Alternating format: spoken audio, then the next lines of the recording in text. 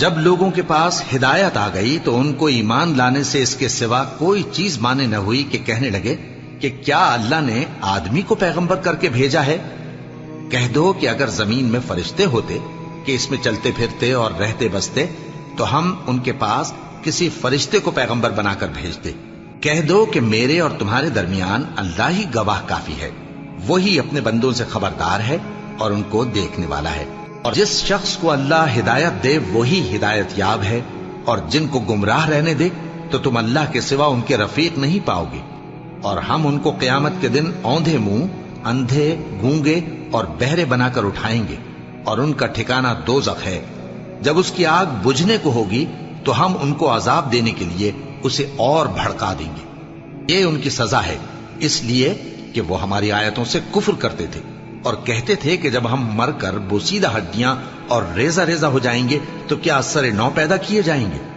کیا انہوں نے نہیں دیکھا کہ اللہ جس نے آسمانوں اور زمین کو پیدا کیا ہے اس بات پر قادر ہے کہ ان جیسے لوگ پیدا کر دے، اور اس نے ان کے لیے ایک وقت مقرر کر دیا ہے جس میں کچھ بھی شک نہیں، تو ظالموں نے انکار کے سوا اسے قبول نہ کیا۔ کہہ دو کہ اگر میرے پروردگار کی رحمت کے خزانے تمہارے ہاتھ میں ہوتے تو تم خرچ ہو جانے کے خوف سے ان کو بند کر رکھتے، اور انسان دل کا بہت تنگ ہے۔ اور ہم نے موسیٰ کو 9 کھلی نشانیاں دیں تو بنی اسرائیل سے دریافت کر لو کہ جب وہ ان کے پاس آئے تو فرعون نے ان سے کہا کہ موسیٰ، میں خیال کرتا ہوں کہ تم پر جادو کیا گیا ہے۔ انہوں نے کہا کہ تم یہ جانتے ہو کہ آسمانوں اور زمین کے پروردگار کے سوا اس کو کسی نے نازل نہیں کیا، اور وہ بھی تم لوگوں کے سمجھانے کو۔ اور اے فرعون، میں خیال کرتا ہوں کہ تم ہلاک ہو جاؤ گے۔ اس نے چاہا کہ ان کو سرزمین مصر سے نکال دے، تو ہم نے اس کو اور جو اس کے ساتھ تھے سب کو ڈبو دیا، اور اس کے بعد بنی اسرائیل سے کہا کہ تم اس ملک میں رہو سہو، پھر جب آخرت کا وعدہ آ جائے گا تو ہم تم سب کو جمع کر کے لے آئیں گے۔ اور ہم نے اس قرآن کو سچائی کے ساتھ نازل کیا ہے، اور وہ سچائی کے ساتھ نازل ہوا۔ اور اے محمد صلی اللہ علیہ وآلہ وسلم،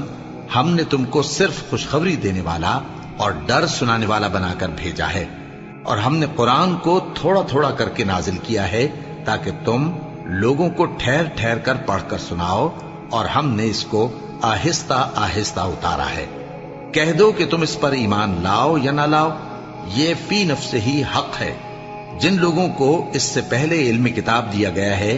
جب وہ ان کو پڑھ کر سنایا جاتا ہے تو وہ ٹھوڑیوں کے بل سجدے میں گر پڑتے ہیں اور کہتے ہیں کہ ہمارا پروردگار پاک ہے، بے شک ہمارے پروردگار کا وعدہ پورا ہو کر رہا، اور وہ ٹھوڑیوں کے بل گر پڑتے ہیں اور روتے جاتے ہیں، اور اس سے ان کو اور زیادہ عاجزی پیدا ہوتی ہے۔ کہہ دو کہ تم معبود برحق کو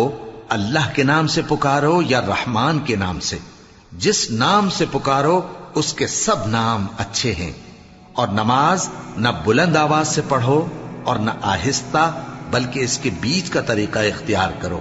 اور کہو کہ سب تعریف اللہ ہی کو ہے، جس نے نہ تو کسی کو بیٹا بنایا ہے اور نہ اس کی بادشاہی میں کوئی شریک ہے، اور نہ اس وجہ سے کہ وہ عاجز و ناتواں ہے کوئی اس کا مددگار ہے، اور اس کو بڑا جان کر اس کی بڑائی کرتے رہو۔